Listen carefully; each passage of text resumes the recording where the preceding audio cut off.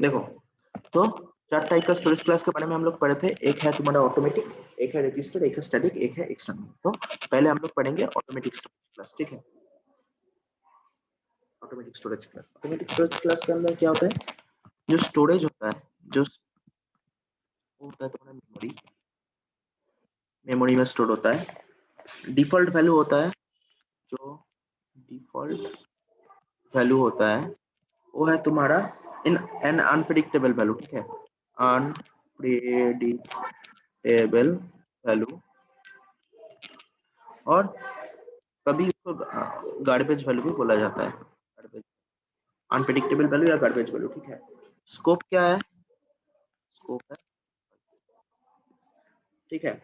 अब देखो, और इसका लाइफ स्पैन, मतलब लाइफ स्पैन कितना तक रहता है कि जब तक till the control remains within the block in which variable defined, मतलब जब तक जिस ब्लॉक के अंदर इसको डिफाइन किया उस ब्लॉक जब तक चलेगा तब तक इसका तुम्हारा लाइफ स्पैन रहेगा। मतलब till the control remains within the block, within the block in which variable defined, ठीक। मतलब जब तक एक ब्लॉक, जिस ब्लॉक के अंदर, इस ब्लॉक के अंदर इसको डिफाइन किया, इस ब्लॉक जितना तक चलेगा कोड के अंदर तब तक इस वेरिएबल का लाइफ स्पैन रहेगा। स्कोप क्या होगा, लोकल होगा, डिफॉल्ट वैल्यू अनप्रेडिक्टेबल है, स्टोरेज में मेमोरी में जाकर स्टोर होगा। अब देखो इसको कोड करके देखते हैं, ठीक है।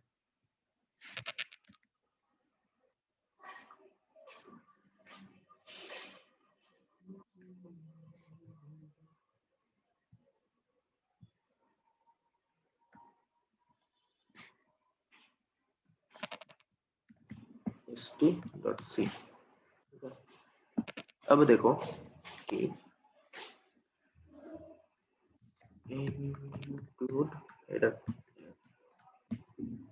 stdio.h, ठीक, stdio.h, उसके बाद int main,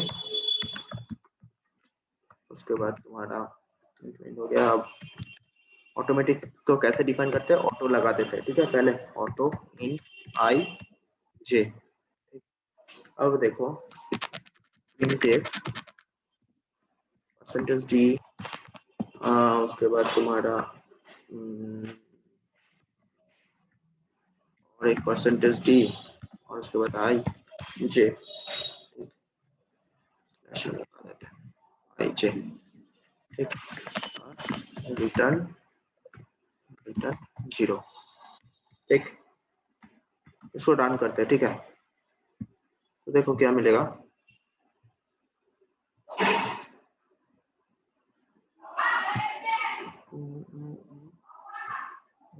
ओहो इंक्लूड, ठीक, रन करते हैं।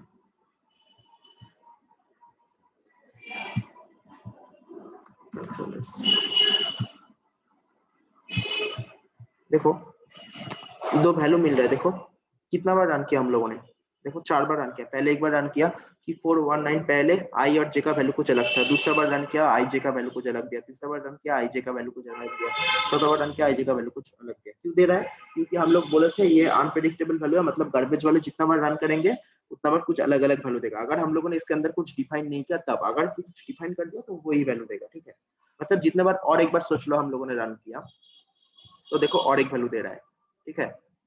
4194432269107 मतलब कुछ भी गार्बेज वैल्यू देते रहेगा, ठीक है। तो इससे क्या पता चला कि ये जो वैल्यू देता है होता है तुम्हारा गार्बेज वैल्यू, कोई भी वैल्यू तुम दे सकते हैं।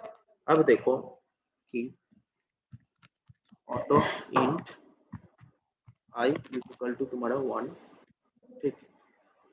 इसके बाद स्कोप चेक करेंगे, ठीक है। हम बोले थे कि एक के अंदर एक है, auto int i is equal to 2, ठीक, और auto int i is equal to 3, ठीक। अब देखो प्रिंट इस ब्लॉक के लिए प्रिंट कर रहा है इधर प्रिंट, ठीक, परसेंटेज डी स्लैश एन और आई इस ब्लॉक के लिए इधर प्रिंट कर रहा है, ठीक है। ओके करते हैं कंट्रोल सी, और सेकेंड वाला ब्लॉक के लिए मतलब इस ब्लॉक के लिए प्रिंट कर रहा है तुम्हारा इधर कंट्रोल भी, ठीक। और इस ब्लॉक के लिए प्रिंट कर रहा है इधर ये वाला के लिए, ठीक है। ये वाला के लिए प्रिंट कर रहा है इधर कंट्रोल भी, ठीक। खत्म हुआ। अब उसके बाद रिटर्न 0 0, इसको सेव करते हैं, रन करते हैं, देखते क्या देता है। देखो पहला जो आउटपुट में आया मतलब ये वाला पहला आउटपुट में क्या दिया 3, उसके बाद सेम वेरिएबल लिया, देखो वेरिएबल का नाम सेम है, इंट सब में आई लिया, उसके बाद प्रिंट एफ आई दिया इसके अंदर, ठीक है। मतलब दूसरे वेरिएबल हमने क्या बोला था, इसका जो स्कोप है वो लोकल है, मतलब इस ब्लॉक के अंदर ही इसका स्कोप रहेगा, इस ब्लॉक के अंदर ये ब्लॉक खत्म होता है, इसका स्कोप खत्म होता है और ये इसका लाइफ स्पैन भी खत्म हो जाता है, ठीक है। इस ब्लॉक के बाद इसका कोई लाइफ स्पैन नहीं रहता, मतलब 3 सिर्फ इधर ही प्रिंट होगा, इस ब्लॉक के अंदर ही प्रिंट होगा। उसके बाद आई के लिए दूसरा वैल्यू प्रिंट हो रहा है इधर जो दे रहा है, उसके बाद आई के लिए तीसरा वैल्यू प्रिंट हो रहा है, मतलब एक हर एक ब्लॉक के अंदर, मतलब जिस ब्लॉक को यूज करेंगे उसी ब्लॉक के अंदर आई के अंदर जो वैल्यू दिया जाएगा वही वैल्यू उस ब्लॉक के अंदर आउटपुट में आएगा, ठीक है। अगर तुम चाहे तुम इधर सेम ही वेरिएबल नेम ले लो, कोई फर्क नहीं पड़ेगा, ठीक है। मतलब आई होगा, सेम वेरिएबल नेम लिया हम लोगों ने आई करके, लेकिन हर एक ब्लॉक के अंदर इस वाले ब्लॉक के अंदर आई का जो वैल्यू है वो इस वाले ब्लॉक के अंदर ही प्रिंट होगा, उसके बाद खत्म हो जाएगा। दूसरे बाद इस वाले ब्लॉक के अंदर जो वैल्यू है वो इधर प्रिंट होकर खत्म हो जाएगा, उसके बाद इस वाले ब्लॉक के अंदर जो वैल्यू है वो इधर प्रिंट होकर खत्म हो जाएगा, ठीक है। तो इससे क्या पता चलता है कि लोकल है, ठीक है। और इसका जो लाइफ स्कोप है वो तुम्हारा एक ब्लॉक के अंदर ही सीमित रहता है, मतलब हम लोगों ने जो लाइन बोला था till the control remains with in the block in which the variable is defined, okay, उसके अंदर ही सीमित रहेगा। ये हो गया तुम्हारा क्या था, ऑटोमेटिक, ठीक है। ऑटोमेटिक क्लास स्टोरेज, किसी को कोई दिक्कत है ऑटोमेटिक क्लास स्टोरेज में? कोई चीज समझ में नहीं आया? ये सब समझ में आ गया? हाँ या ना बोलो, समझ में आया ना हाँ भाई। सबको? कौन कौन है? शांति शांति शांति, हाँ भैया। हाँ आदित्य भैया। आदित्य, हाँ भैया एकदम। चलो अब देखो ये हो गया तुम्हारा ऑटोमेटिक स्टोरेज क्लास। अब हम लोग पढ़ेंगे, क्या पढ़े थे, register storage class, register storage class, register storage class. इसके स्टोरेज का क्या होता है, इसका स्टोरेज होता है तुम्हारा सीपीयू रजिस्टर में, और इसका जो डिफॉल्ट वैल्यू होता है, जैसे कि डिफॉल्ट वैल्यू जो होता है वो होता है तुम्हारा गार्बेज, ठीक है, गार्बेज। स्कोप क्या होता है, स्कोप फिर से लोकल होता है, और लाइफ स्पैन क्या होता है, सेम होता है, लाइफ स्पैन सेम होता है, मतलब till the control remains, till और कंट्रोल रिमेन्स, उसके बाद नहीं लिखा डॉट डॉट डॉट, ठीक है, सेम होता है, मतलब ब्लॉक के अंदर ही उसका होता है, जिस ब्लॉक के अंदर वेरिएबल डिपेंड है। तो देखो चेंज कहाँ पे हुआ, बस वो मेमोरी में स्टोर हो रहा था और ये सीपीयू रजिस्टर में स्टोर होता है, ठीक है, इसीलिए इसको रजिस्टर स्टोरेज क्लास बोला जाता है, ठीक है। तो ये वेरिएबल यूज करने का मतलब, ये स्टोरेज क्लास के अंदर वेरिएबल स्टोर करने का वजह क्या है, मतलब क्या होगा, मतलब क्या फायदा होगा इससे? देखो फायदा यही होगा कि सीपीयू रजिस्टर के अंदर जब हम लोग इसको स्टोर करते हैं तब ये नॉर्मल वेरिएबल से फास्टर एक्सेस करते हैं, मतलब इसको एक्सेस हम नॉर्मल से ज्यादा जल्दी कर सकते हैं, ठीक है। सीपीयू के अंदर जब हम लोग इसको स्टोर करेंगे किसी को, तब नॉर्मल किसी और जगह पे स्टोर करने से जितना स्पीड होगा एक्सेस करने का, लेकिन सीपीयू से अंदर करने से इसका स्पीड ज्यादा होगा, ठीक है, क्लियर। इसको कैसे डिफाइन करते हैं देख लेते हैं कोड में। जैसे हो गया तुम्हारा, देखो जैसे कि रजिस्टर इंट आई आप एक लूप चला देते हैं for i is equal to 0, i less than is equal to 10, i plus plus, ठीक। और क्या होगा, प्रिंट परसेंटेज d,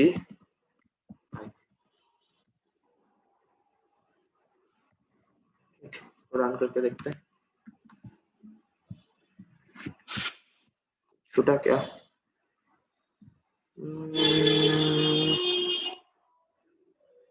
क्या हुआ, अच्छा कंट्रोल एस, ठीक। अब देखो 0 से, अच्छा देखो 0 से लेकर 10 तक प्रिंट हो गया, ठीक है।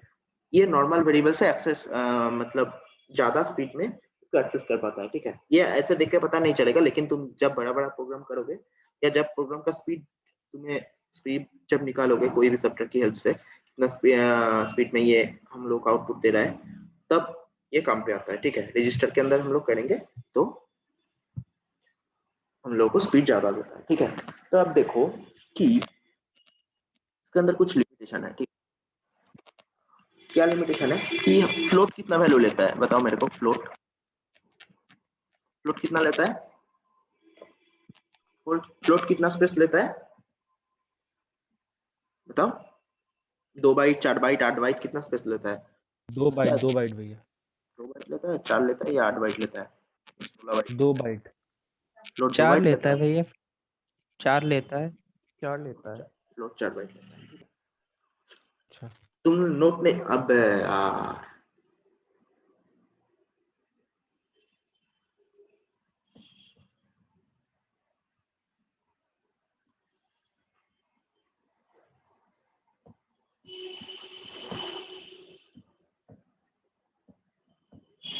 Hello hello hello hello hello hello hello,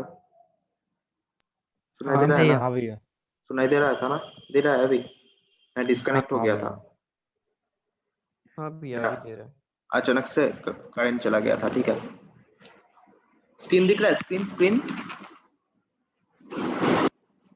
screen दिख रहा है या ना? हेलो, हाँ भैया, दिख रहा है। हाँ भैया, हाँ भैया। ठीक है।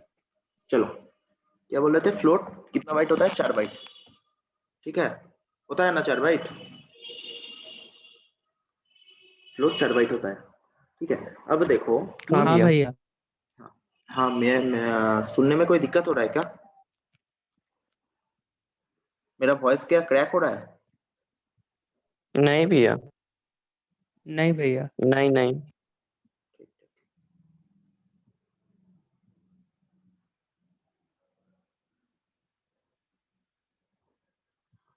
चलो अब सही है। अब देखो कि सीपीयू के अंदर, ठीक है, जब हम लोग फ्लोट का साइज होता है हम लोग का 4 बाइट, लेकिन क्या होता है कि जब हम लोग सीपीयू रजिस्टर के अंदर, सीपीयू रजिस्टर के जब हम लोग इसको सीपीयू रजिस्टर के अंदर स्टोर करने जाते हैं, कि जैसे अगर हम लोग इसको सीपीयू रजिस्टर के अंदर स्टोर करने जाते हैं तो क्या होता है कि फ्लोट इधर स्टोर नहीं होता, क्योंकि सीपीयू रजिस्टर का माइक्रो प्रोसेसर जो होता है वो होता है तुम्हारा 16 बिट, ठीक है। So it cannot be stored in a CPU register if the microprocessor has 16 bit CPU register। मतलब अगर 32 बिट होता है तब ये स्टोर हो जाएगा, लेकिन जब 16 बिट होगा तब इसके अंदर फ्लोट स्टोर नहीं होगा, ठीक है। अगर 16 बिट होता तो स्टोर हो जाता, ठीक है। तो यही इसका लिमिटेशन है। तो लेकिन तब भी तुम अगर इसको रजिस्टर करके लिखते हो, कि रजिस्टर करके लिखते हो, रजिस्टर करके इसको सोच लो फ्लोट आई करके तुम करने का कोशिश करते हो 16 में, तब तुम्हें एरर नहीं देगा। क्या करेगा, ये अपने आप को कन्वर्ट कर लेगा ऑटोमेटिक, ठीक है। अपने अपने अपने आप को ये कन्वर्ट कर लेगा ऑटो स्टोरेज क्लास के अंदर और प्रोग्राम कंपाइल करेगा, ठीक है। क्लियर? क्या बोला हमने? फ्लोट होता है तुम्हारा 4 बाइट, तो 4 बाइट जब हम लोग 16 बिट सीपीयू रजिस्टर के अंदर स्टोर करने जाते हैं तब ये नहीं हो पाता, अगर 32 बिट होता तो ये हो जाता, ठीक है। अब देखो, तो स्टोर नहीं कर पाएगा, लेकिन तब भी हम लोग अगर ये लिखेंगे 16 बिट के अंदर, मतलब सोच लो टर्बो C7, टर्बो C++ या टर्बो सी में अगर इसको लिखेंगे रजिस्टर फ्लोट आई, तब ये एरर नहीं देगा। ये क्या करेगा, रजिस्टर को ऑटोमेटिकली कन्वर्ट कर लेगा ऑटो में, ऑटो स्टोरेज क्लास के अंदर, ठीक है, करके प्रोग्राम कंपाइल करेगा। Clear? The compiler treat it as an auto storage class variable. Okay, clear? हाँ या ना? हाँ भैया। ठीक है, चलो अब देखो, अब है तुम्हारा static storage class. Static storage class के अंदर क्या होता है? Static storage class, static storage class के अंदर देखो क्या होता है कि कुछ नहीं, सोच लो कि इसका जो स्टोरेज होता है, पहले ये लिख लेते हैं, इसका जो स्टोरेज होता है वो होता है तुम्हारा मेमोरी, मेमोरी, ठीक है। डिफॉल्ट वैल्यू क्या होता है इसका? डिफॉल्ट वैल्यू क्या होता है इसका? 0, ठीक। अब स्कोप क्या होता है? स्कोप होता है लोकल, और लाइफ क्या होता है? लाइफ होता है value of the variable persists between function, ठीक है। मतलब जब फंक्शन कॉल करेंगे तभी ये आएगा, इसका काम होगा और खत्म हो जाएगा। फंक्शन कॉल होगा तब इसका लाइफ, जब तक फंक्शन कॉल चलेगा तब तक इसका लाइफ स्पैन है, ठीक है। फंक्शन कॉल किया, उस फंक्शन के अंदर काम पे आया, उसके बाद खत्म हो गया, ठीक है। उसके बाद इसका लाइफ स्पैन कुछ नहीं रहा। मतलब क्या बोल रहे हैं प्रोग्राम? भाई बोलो बोलो। क्या लिखा है ये, क्या लिखा है ये? Persist be value of the variable persists, value of the variable persists between function calls, ठीक है। क्या लिखा? value of the variable persists between function calls। Clear है? अभी समझ में आ रहा है? हाँ भैया, हाँ। Value of the variable persist between functions call, मतलब जब फंक्शन कॉल करेंगे, ठीक है, तभी डिफरेंट फंक्शन कॉल, ठीक है, मतलब एक नहीं, different function call, different function call, ठीक है। जब तक फंक्शन कॉल रहेगा तब तक ये चलता रहेगा, जब फंक्शन कॉल खत्म हो जाएगा उसका लाइफ स्पैन भी खत्म हो जाएगा। मतलब क्या, देख लेते हैं कोड करके। सोच लो, इसको मिटा देते हैं, ठीक है। अब देखो कि एक फंक्शन बनाते हैं, इसके बाद कि void increment, void increment नाम का एक फंक्शन बनाया, और इस फंक्शन के अंदर कंडीशन दे देते हैं, तो काम करना है इसको इंक्रीमेंट, ठीक है, void increment। अब देखो कि इसके अंदर आता है ऑटो आई, ठीक है, इक्वल टू 1, एक ऑटो लिया। अब एक स्टैटिक लेते हैं, स्टैटिक ऑटो स्टोरेज के अंदर एक स्टोर किया, एक स्टैटिक के अंदर स्टोर करते हैं, static in j is equal to, ठीक। आप क्या करेंगे, i is equal to I plus 1, अब j is equal to j plus 1, ठीक है। अब देखो print f percentage d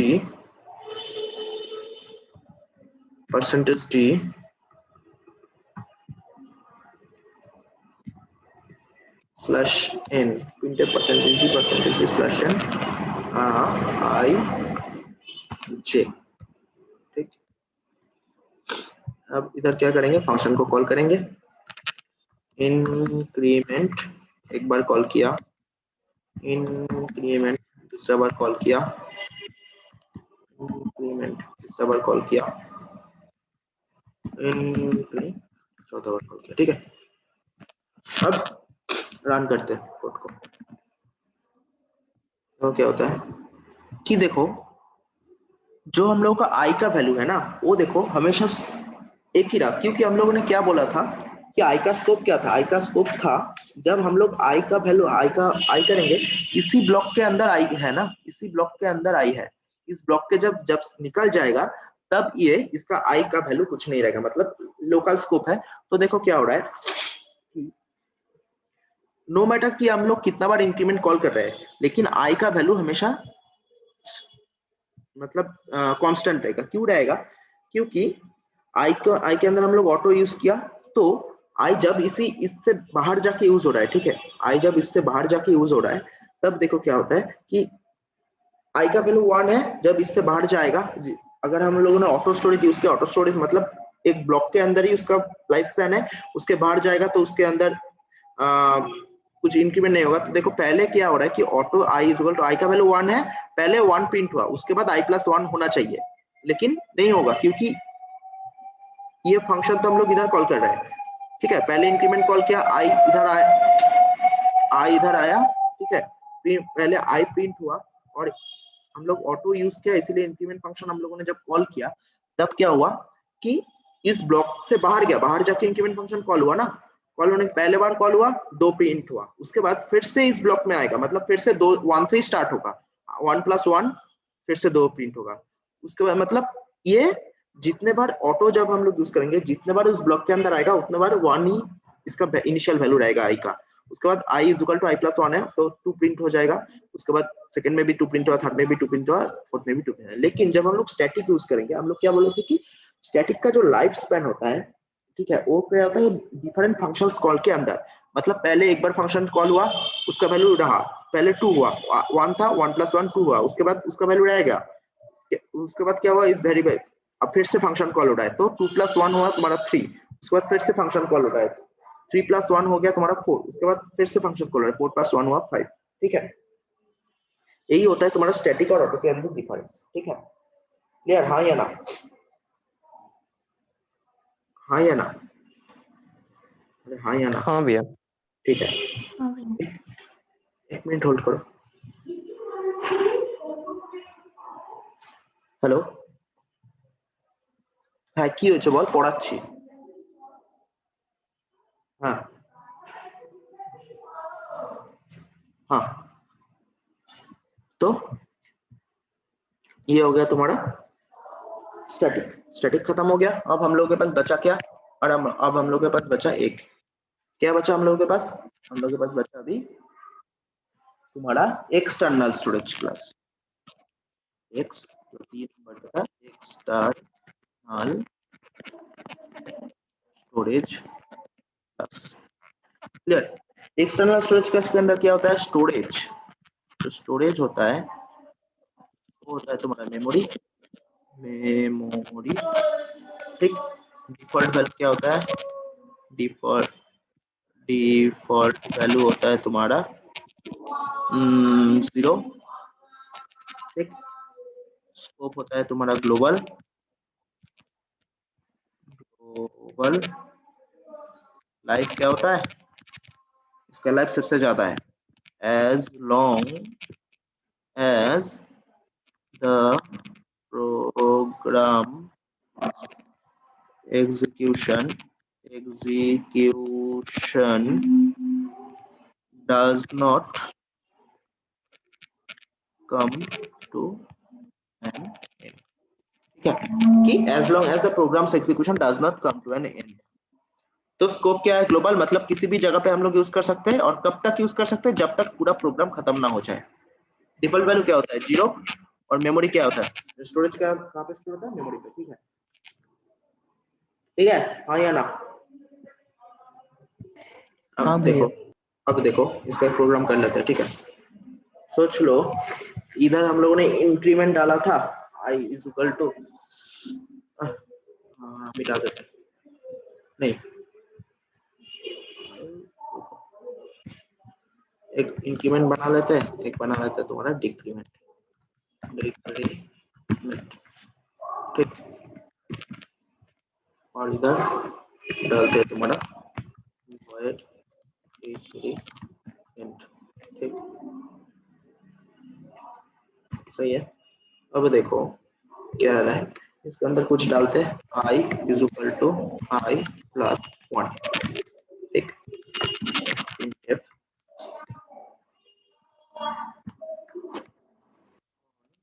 increment incrementing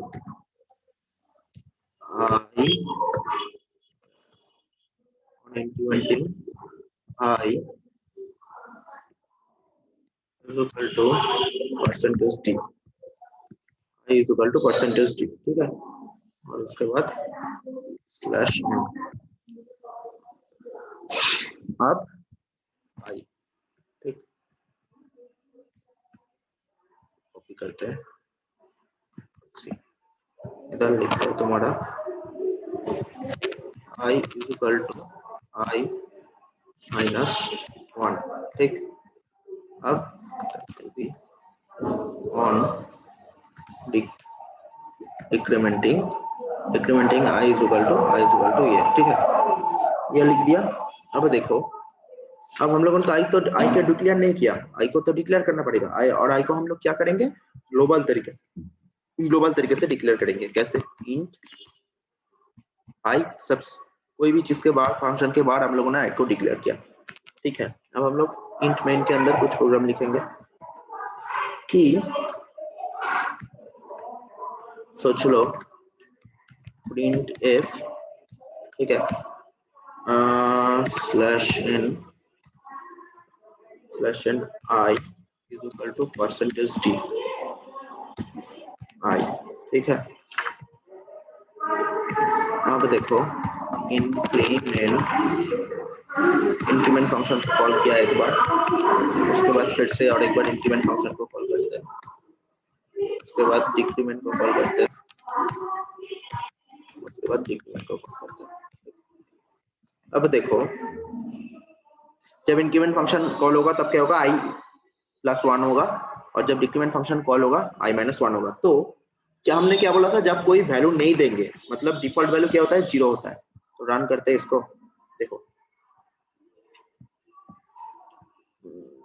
एक स्लैश एन दे देते हैं, छूट गया एक स्लैश एन, ठीक है, इधर एक स्लैश एन दे देते हैं, ठीक है। इसको रन दो, कंट्रोल-S रन करो,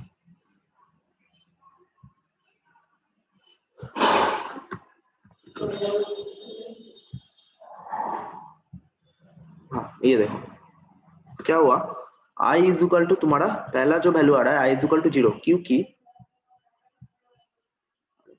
i इज इक्वल टू 0, क्योंकि देखो हम लोग इधर i का कुछ वैल्यू नहीं दिया, मतलब डिफॉल्ट वैल्यू लेगा, डिफॉल्ट वैल्यू हम लोगों ने क्या बोला था, 0, ठीक है। अब देखो एक इंक्रीमेंट हो रहा है, ठीक है, i is equal to I plus 1 increment हुआ, तो अब i हो गया तुम्हारा 1, ठीक है। अब डिक्रीमेंट हो रहा है, i इज इक्वल टू फिर से इंक्रीमेंट हो रहा है, और एक तो फिर से i का वैल्यू अब 1 है, तो 1 प्लस 1 हो गया तुम्हारा 2, ठीक है। मतलब i का वैल्यू अब 2 है, पूरे प्रोग्राम के लिए i का वैल्यू 2 है, क्योंकि हम लोग i को ग्लोबल तरीके से डिक्लेयर किया था, ठीक है, ठीक है। अब देखो कि तुम्हारा जो ये हो गया, अब देखो डिक्रीमेंट हो रहा है, मतलब i का वैल्यू अब क्या है, 2 है, क्योंकि हम लोग i को ग्लोबल तरीके से डिक्लेयर किए हैं। तो 2 माइनस 1 हुआ तुम्हारा 1, अब फिर से डिक्रीमेंट हो रहा है, तो 1 माइनस 1 हो गया तुम्हारा 0। मतलब i का जो भी वैल्यू होगा वो पूरा प्रोग्राम को उस वैल्यू को पूरा प्रोग्राम किसी भी जगह पे एक्सेस कर सकता है, ठीक है। इसीलिए इसको बोला तुम्हारा एक्सटर्नल वेरिएबल, ठीक है। एक्सटर्नल स्टोरेज क्लास में ये स्टोर होता है, और इसका जो स्कोप होता है ये ग्लोबल होता है, जब कब तक खत्म नहीं होता, जब तक तुम्हारा प्रोग्राम चलता है, ठीक है। ये हो गया तुम्हारा खत्म, क्लियर, समझ में आया, हाँ या ना, हाँ या ना, हाँ भैया। ठीक है। अब देखो इसको डिक्लेयर करने का और एक तरीका है, ठीक है, इसको मिटा देते हैं, सोचो इसको मिटा देते हैं, इधर से ये वाला पार्ट मिटा देते हैं, ये सब और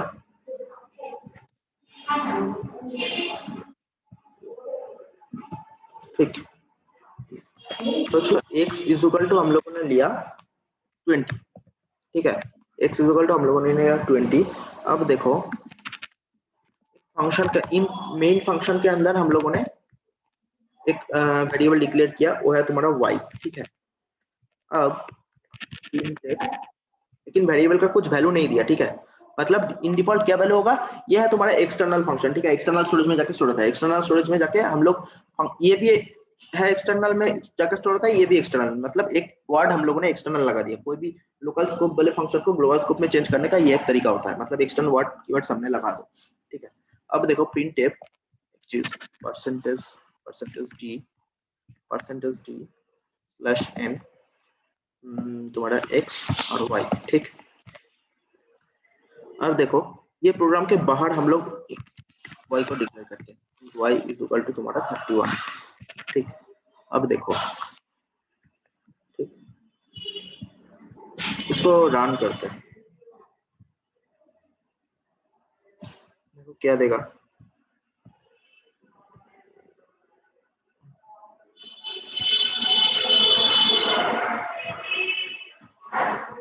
किसी भी जगह पे कुछ मिसिंग है क्या, line number 1 include stdio dot, अच्छा चलो।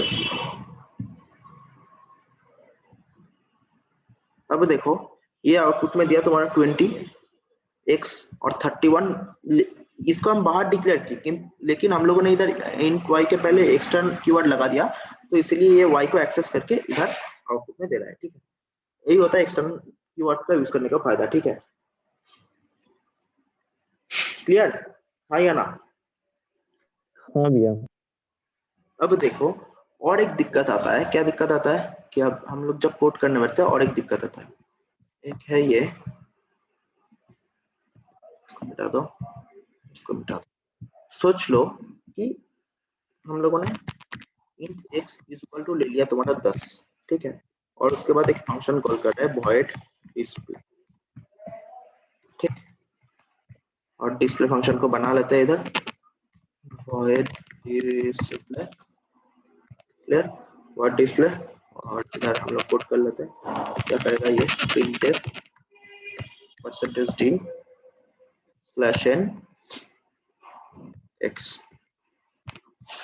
अब देखो इधर हम लोगों ने फंक्शन को क्या डिक्लेयर किया, ग्लोबल तरीके से डिक्लेयर किया, मतलब वेरिएबल को int x is equal to 10। अब सेम वेरिएबल को, सेम नाम का वेरिएबल को हम लोग इसके अंदर दूसरा वैल्यू देखा डिक्लेयर करते हैं, x इज इक्वल टू 20, ठीक है। अब इसको प्रिंट करेंगे, printf %d /n x, ठीक।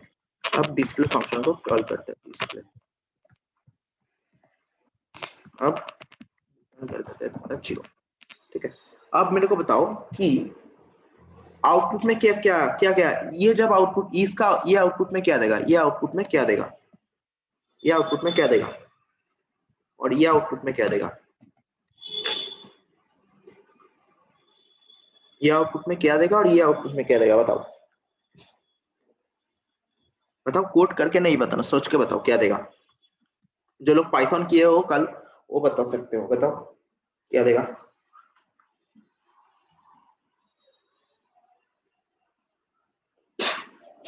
बताओ, अरे कुछ भी बोलो, सही बोलो गलत बोलो, कोई फर्क नहीं पड़ता, लेकिन बताओ। एरर देगा भैया, एरर। एरर देगा क्यों?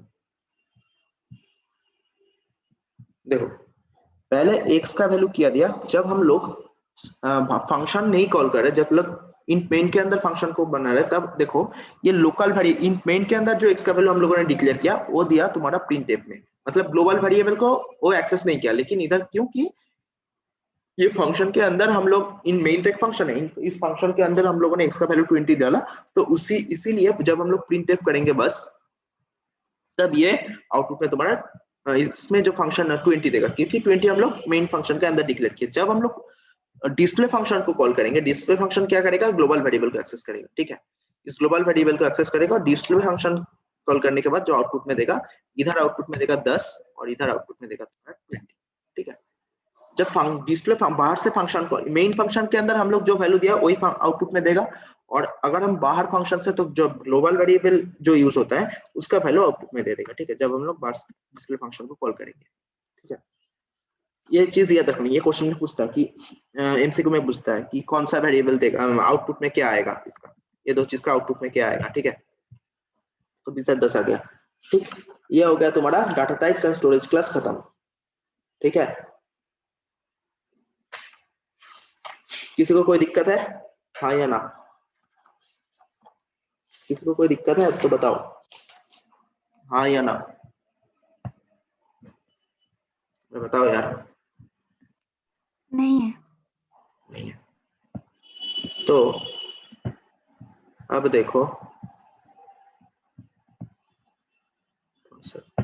अब हम लोग पढ़ेंगे क्या, थोड़ा सा पढ़ेंगे और आज हम लोग पढ़ेंगे एरे का बेसिक कॉन्सेप्ट बस देख लेंगे। नेक्स्ट क्लास में एरे अच्छे तरीके से पढ़ेंगे, ठीक है। तो देखो क्या है एरे। एरे कुछ नहीं कि सोच लो तुम्हें किसी ने बोला कि एक क्लास में 30 स्टूडेंट है, उस 30 स्टूडेंट का एवरेज मार्क्स निकालो। तुम्हारे पास दो वे है, एक तुम हर एक स्टूडेंट से ए से जाके मार्क्स पूछोगे, बी से जाके मार्क्स पूछोगे, सी से जाके, ऐसे करके एक एक वेरिएबल लोगे और इस वेरिएबल के अंदर मार्क्स स्टोर करोगे। लास्ट में जाके सारे A plus B plus C plus D करते करते चले जाओगे, जितना तक 30 तक चले जाओगे और डिवाइडेड बाय 30 कर दोगे। ये है, ये तुम्हारे पास वे है। और दूसरा वे क्या है, तुम एक एरे क्रिएट करोगे, मार्क्स नाम का एक एरे क्रिएट करोगे जिसके अंदर जाओगे और सबसे फॉर लूप लगा के मार्क्स लोगे और उसके बाद सबको ऐड करोगे। ऐड करने के बाद 30 से डिवाइड कर दोगे, एवरेज मार्क्स निकल जाएगा। तो मतलब क्या हुआ कि एरे हम लोग का काम आसान करता है, ठीक है। तो एरे क्या है? एरे कुछ नहीं है, एरे एक वेरिएबल है, ठीक है, एक डाटा टाइप है। एरे सिंपल एक वेरिएबल के अंदर, वेरिएबल की तरह हम लोग डाटा जैसे सब कुछ होता है कि एरे बस उसी टाइप का एक चीज होता है कि array is a similar data type. जैसे हम लोग इंट यूज करते हैं, ऐसे भी एक डाटा टाइप है, ठीक है। तो क्या है कि इसके अंदर हम लोग list of similar item store कर सकते हैं। मतलब अगर हम लोग इंटीजर स्टोर करेंगे तो सब में इंटीजर ही स्टोर होगा, ठीक है। अगर हम लोग स्ट्रिंग मतलब कैरेक्टर स्टोर करेंगे, सब में कैरेक्टर स्टोर होगा, ठीक। अगर हम लोग फ्लोट स्टोर करेंगे, सब में फ्लोट ही स्टोर होगा। मतलब सिमिलर आइटम स्टोर करेंगे, ठीक है, एरे के अंदर। यही एरे का एक दिक्कत वाला पार्ट है कि सिमिलर आइटम हम लोग को स्टोर करना पड़ता है, ठीक है। तो देखो ये होता है तुम्हारा एरे, ठीक। तो एरे को डिक्लेयर कैसे किया जाता है? एरे को डिक्लेयर करने का बहुत सारा तरीका है। एक है तुम्हारा, सोच लो एक नंबर का एरे तुम क्रिएट करना चाहते हो, इंट नाम, इसको तुम ऐसे लिख सकते हो, इसके अंदर 6 एलिमेंट रहेगा, ठीक है। अभी फिर से ज्वाइन करो, ठीक है, अभी खत्म हो जाएगा मीटिंग, फिर से ज्वाइन करो इसी आईडी पे अभी, जल्दी।